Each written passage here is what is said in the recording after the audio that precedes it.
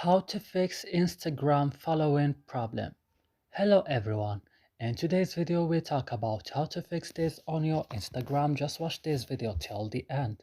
So first, go and open the settings of your phone, then go directly and open apps option. Here on apps option you have to search for Instagram. Open then Instagram like this, scroll down the screen and go to storage.